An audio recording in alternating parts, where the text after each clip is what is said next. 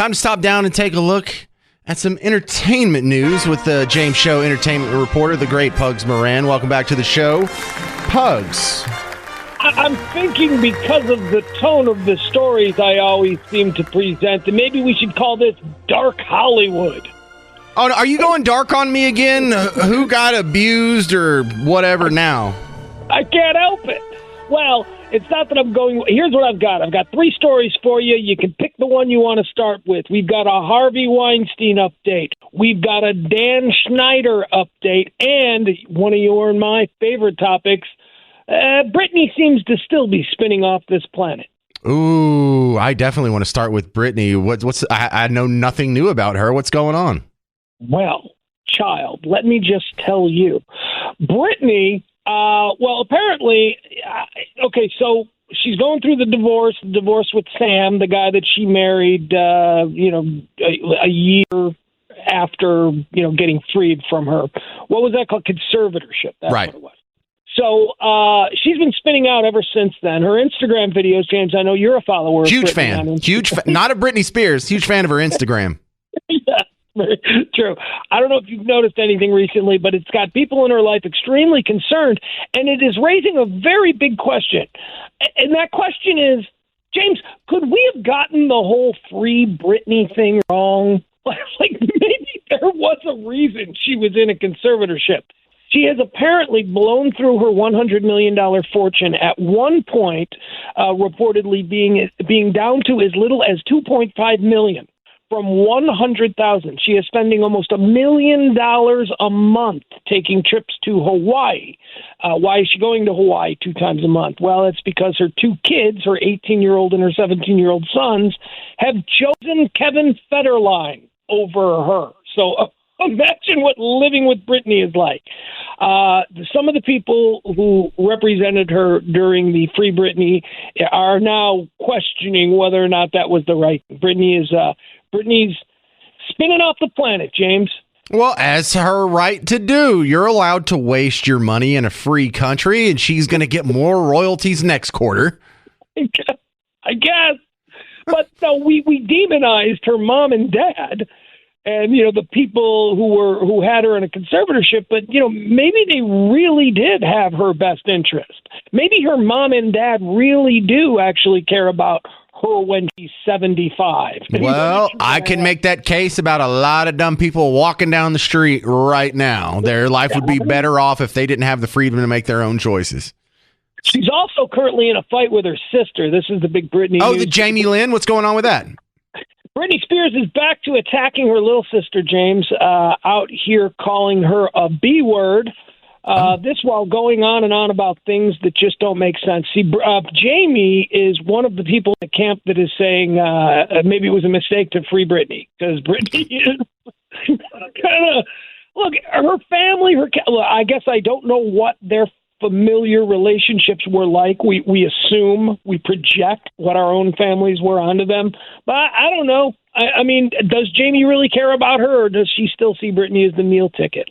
That's a question. Yeah, on one hand, these stories seem like gossip and frivolous and just trifling, getting into people's personal business. But on the other hand, these parallel a lot of our lives in the real world quite a bit. We know people like this. We're probably related to people like this. And, like we've talked about, what are we going to do about your cousin Marcy and, things like that. And so, some of these hit close to home. It's not funny because we like watching a crazy person spin out of control, but it's interesting to us because that's kind of funny. That's kind of funny, especially when we feel that they've been given things in this life that we've been denied. Right, but we love it when celebrities spin out. Yeah, but if you overlap with the white trash background, then you have a lot of the same problems, and they could be a learning experience for some of us, Pugs.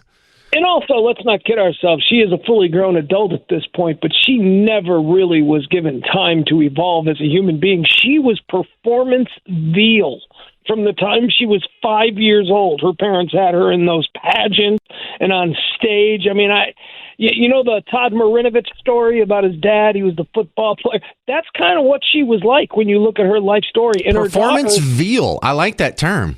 Yeah, well, look, everyone knows what Britney Spears was doing 25 years ago. But for those of you who haven't kept up with her Instagram, she posts crazy videos. It's almost the same thing every time. She's in a very revealing outfit. Never wears pants, either teeny tiny shorts or a bikini bottom. Sometimes just drawers. And she's always dancing. For someone who is supposed to be a singer, she's never singing. For someone who's supposed to be an actress, she's never acting. She just dances, and she does like the same 4 moves where she whips her hands in some thing, and then she spins around, does a 360. She whips her hair, and then she does like a hip thrust, and that's her whole bit now.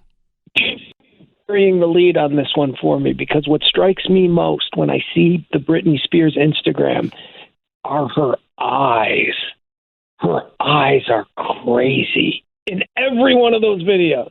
Well, it's crazy eyes like you're looking at the animatronic shark from Jaws.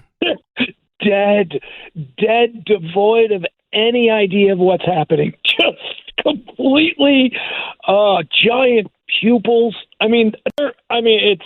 Actually, I'm not sure if you're going to enjoy the rest of this segment, because we're in the middle of entertainment news with the great Pugs Moran, and we're going to get an update on 2 of the least liked people in modern American history, Dan Schneider, Harvey Weinstein. Let's start with the worst first, Harvey Weinstein. What's the latest on him, Pugs?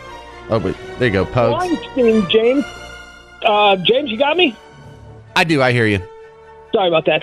Harvey Weinstein, would you imagine a world where Harvey Weinstein can walk free once again? Because that's the world that we might be cascading towards. Earlier in the week, the New York State Appeals Court overturned his New York conviction. He was convicted of multiple counts of rape, spending 22 years in prison there in New York for the rape conviction. Now, he was also convicted in Los Angeles after the New York case. That gave him 16 years. But in New York, in the New York case, what happened was an appellate court decided that there was information that was introduced in front of the jury that should never have been and could have, swayed them. So they overturned the conviction. That means he should be out. He should be out, right? You overturn the conviction. You're waiting a new trial in New York. You should be out. But he's also been convicted in Los Angeles. So they're keeping him in jail because he's also been convicted in Los Angeles. However, James, the California appellate court is now looking at the conviction in Los Angeles because much of the evidence used to convict him in Los Angeles was taken from the case in New York, which has now been overturned. Harvey Weinstein is currently in jail, but do not kid yourself into thinking that's where he's going to stay, because he'll be out on bail. He'll get tried again in both jurisdictions. But holy cow, could you have imagined seeing that coming? So I don't know much about his actual convictions. I just know that there is a parade of accusers over the span of 20, 30 years or whatever. And it was a well-known secret. They joked about it in public. And, some of these Me Too issues, we've talked about this before, I think are an overreach. And I don't know exactly what took Harvey Weinstein down. What was it, a rape? Yeah. Multiple rape convictions of young starlets. The names of them do not come to mind, other than one of them was married to Anthony Bourdain. If you remember man, that's awful. Asia someone. Well, are they calling something else that may not technically be raped in some people's mind rape for legal purposes? Because if you say, hey, would you like to have the starring role in my next film? All you got to do is sleep with me. And the girl goes, sure, Harvey. I mean, is that what we're talking about? Does that count as rape? Yeah, well, that is not what we're talking about. The details of the Harvey Weinstein situation was a little bit more hold you down, lock you in the hotel room, that kind of thing. It was a little more troubling. The details do escape me. It's been a while, so I don't. But there was force involved. There was force. Oh, yeah, well, then now it's an absolute tragedy if he gets out of jail. Is there some way they can just re-rack this and retry him again? happen. He's going to be retried. Well, the California is still standing. We don't know what the California appellate court is going to rule. So that's still, he's got 16 years there in California. The 22 years in New York has been overturned. He is going to be rearraigned and retried and re-everything. If he gets out, the Me Too movement's a failure, right? Well, I don't know if it's a failure. I think Louis C.K. might, or somebody else. Well, he's back. He's doing Netflix specials. He's back digitally, and he's making a lot of money, but he's not as high. I mean, he wanted to be. All right. He wanted to be mainstream. Okay, so there you go. That's the Harvey Weinstein shocking news. Dan Schneider. All right, so Dan Schneider, of course, he was the subject a couple of weeks back of that big, scathing expose on the Nickelodeon the child scene, right? He was the director of the Amanda Bynes stuff and a whole bunch of other things. Anyway, he was made to look pretty bad. The show itself did not give any details about anything that Dan Schneider did specifically. But he was tangentially associated as executive producer of this show, did employ some actual child molesters. But he never actually did something. And that was my takeaway from it. It was like, man, I thought this was going to be way more of a takedown of Dan Schneider, but they really don't have anything on him. Well, yeah, and look, with some caveats in there, because asking a female assistant to give you a back rub in the workplace, I mean, that's bad, but it's not rape level bad. No, it's not. And I will also say this. In 1995, it wasn't bad at all. Okay? In 2024, it's bad. And maybe now through the lens of 2024, we look back and go, boy, that's creepy. But that kind of stuff happened all the time. I mean, it may have been uncomfortable. I never did it, because I'm not a touchy-feely guy. But you know what I mean? I mean, that is not the same as Harvey Weinstein. If that's the worst that Dan Schneider has been, look, he had a very permissive and very inappropriate set, and he employed a lot of children on that set. So that is weird. So what's new on him? That doesn't rise to the level of what we're talking about. Pickle Boy, right? It's not as bad as Pickle Boy. No, Pickle Boy was like something, right? How does he allow that into? Okay, so anyway, the point is this: you're getting all worked up now. So Dan Schneider is now suing the producers of that series, saying, hey, all of the, it looks like you're trying to say I did something, I didn't do anything. I think he's got a case, James. I think he's got a case, because that was my takeaway watching it. I thought this was going to be, hey, watch for 4 hours how pervy Dan Schneider is. And I watched it, and I'm like, you know what? He didn't come off that bad. And in the case of Amanda Bynes, he actually came off like he cared about her to some extent. Like he was looking out for her when her parents maybe weren't. Yeah, agreed. But I also don't think like he was the focus of the ire. The real bad guys were the ones that were actually the ones messing with kids. And he was just the lax overseer that was letting all this happen under his nose. Yeah, he's a big fat lazy guy. Yeah, that's what he was. God, let's call it what it was.